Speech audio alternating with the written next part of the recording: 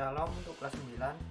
Kita patut bersyukur ya bahwa kita di kesempatan ini bisa sudah menapaki di bab ke-10 dengan judul pengembangan diriku untuk pelayanan bagi sesama. Bahwa kita harus ketahui bahwa kita itu mengejar jadwal yang harus kita selesaikan, bahwa kamu kelas 9 kamu harus banyak mendapatkan materi lebih cepat, karena nantinya masih ada praktek-praktek tertentu yang harus kamu lewati. Ya, di sini kita akan membahas bab 10 dengan judul tadi, pengembangan diriku untuk pelayanan bagi sesama. Nah, ini kemarin kita sudah membahas gereja. Dan sekarang kita akan membahas tentang implementasinya, pengaplikasiannya di dalam kehidupan nyata, di dalam kehidupan kita sehari-hari. Bagaimana kita menjadi sosok gereja bagi orang-orang yang membutuhkan, bagi sesama. Kemarin kita sudah belajar mengenai gereja yang peduli terhadap orang yang berkebutuhan khusus. Nah, itu juga termasuk pelayanan bagi sesama. Nah, jadi untuk sekarang kita membahasnya itu dari sisi pribadi kita masing-masing. Kita punya talenta apa sih? Nah, jadi kita harus mengembangkan itu untuk melayani sesama. Nah, kita harus melihat yang pertama, ini juga termasuk pembelajaran bagi kamu sekaligus tugas. Kamu mencari di internet mengenai tokoh yang bernama Nick Vujicic dan temukan sikap dan kepribadiannya. Nah, sikap dan kepribadian apa sih yang kamu ketemukan ketika kamu mencari informasi tentang Nick Vujicic ini? Oke, ini pre-tugas. Nah, kita akan menginjak ke literatur Alkitab, dasar dari Alkitab untuk pengembangan diri dan melayani itu apa sih? Nah, yang pertama ini adalah Matius 22 ayat 37 sampai 40. Dan ini adalah perikop mengenai kasih, hukum kasih ya. Karena hukum kasih itu lebih besar, lebih terutama. Nah, jadi yang awalnya dulu hukum Taurat 10 hukum yang sangat sulit untuk digenapi oleh setiap orang, bahkan tidak bisa, karena jikalau kamu dapat melakukan 9 hukum tapi tidak bisa melakukan satu hukum, itu sama saja kamu tidak bisa melakukan semuanya. Nah, jadi Tuhan memberikan hukum kasih. Nah, hukum kasih itu sudah termasuk mencakup keseluruhan dari hukum Taurat, yaitu mengasihi Tuhan Allah kita dan mengasihi sesama. Dan ini termasuk dalam melayani ya. Jadi melayani Tuhan juga melayani sesama. Nah, untuk yang kedua ini Roma 12 ayat 1. Nah, persembahan yang hidup. Nah, kamu bisa membaca di Roma 12 ini bahwa kamu akan menemukan bahwa persembahan yang sejati itu bukan persembahan yang berbentuk fisik, maksudnya berbentuk materi, berbentuk hal yang duniawi, tapi persembahan yang sejati itu bagaimana kita menggunakan diri kita, sadarkan diri kita untuk melakukan apa yang sudah diberikan pada kita untuk orang lain. Nah, untuk orang lain kita punya apa sih? Nah, umpama kita mempunyai skill, mempunyai kemampuan untuk memotivasi orang lain. Nah, ya udah, ketika ada teman kamu yang galau, gundah gulana, nah itu gunakan skill kamu untuk menghibur, menyemangati, memotivasi. Nah, pasti kalau kamu sudah mempunyai skill untuk memotivasi, pasti berhasil, karena itu sebuah talenta yang diberikan oleh Tuhan. Nah, jadi mengapa kita harus menggunakan talenta itu? Nah, ada suatu perikop juga yang mengatakan jika kamu diberikan talenta satu, kamu harus kembali dengan membawa beberapa talenta. Nah, jadi itu termasuk ajaran untuk mengembangkan apa yang sudah diberikan oleh Tuhan. Jangan stuck di situ saja, jangan diam di situ saja. Umpama kita mempunyai satu gunting, ya kita harus kita harus mengembangkan menjadi 2 gunting. Nah gitu. Atau seperti ini, kita punya gunting yang awalnya tidak tidak masak, tidak tajam. Setelah itu kita berusaha dan menajamkan gunting itu. Begitu juga dengan talenta kita tajamkan sehingga kita dapat berguna bagi orang lain. Nah, remaja adalah masa transisi. Nah, kita membahas tentang remaja. Kamu adalah remaja. SMP itu remaja, belum menjadi pemuda. Itu kalau dikatakan sudah pemuda biasanya sudah akad sidi atau sudah baptis dewasa begitu ya. Yang pertama, masa transisi. Remaja itu adalah masa transisi menuju ke dewasa. Mereka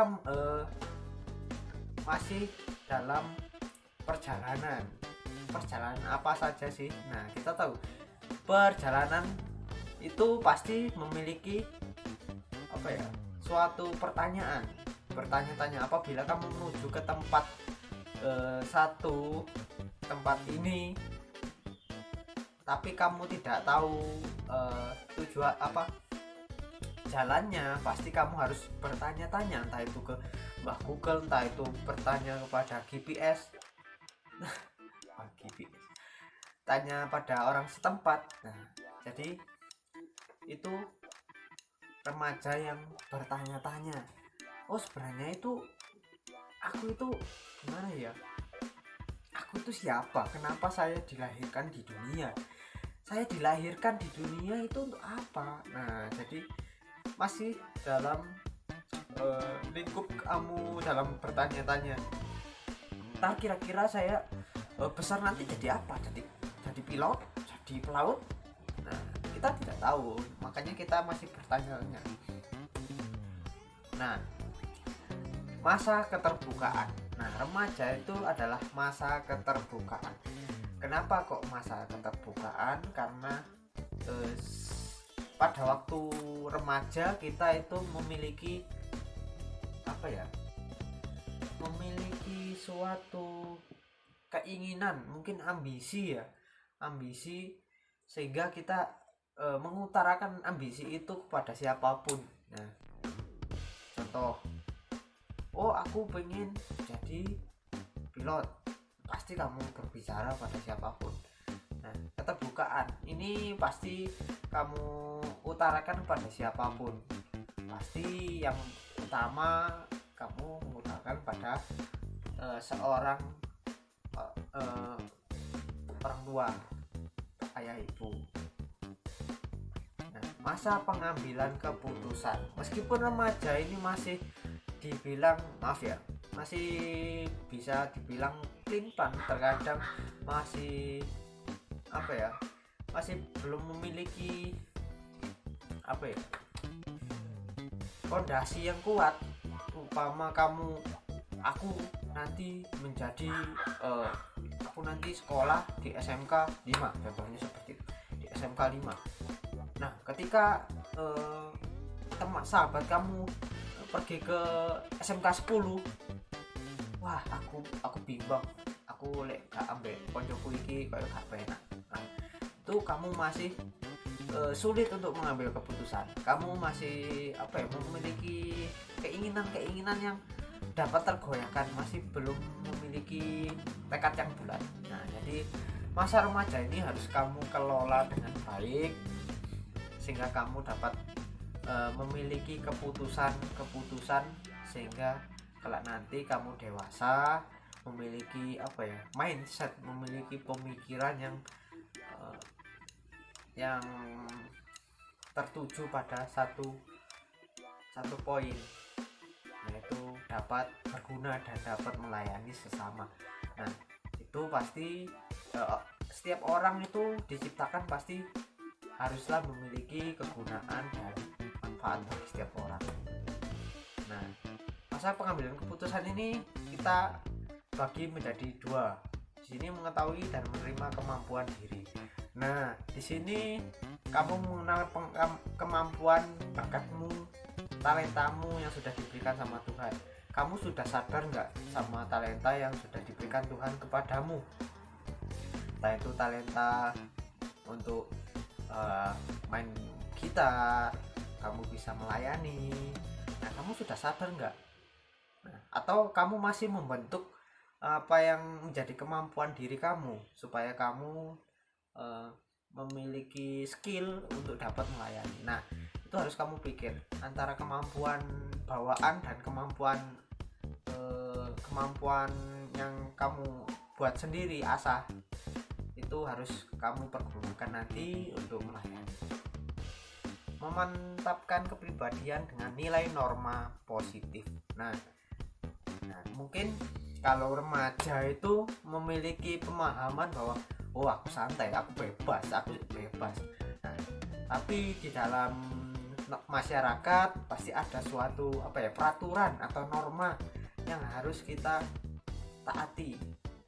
Nah, dan situ pasti hukum-hukum itu memiliki nilai-nilai yang positif. Nah, jadi di situ hukum positif, peraturan yang positif itu dapat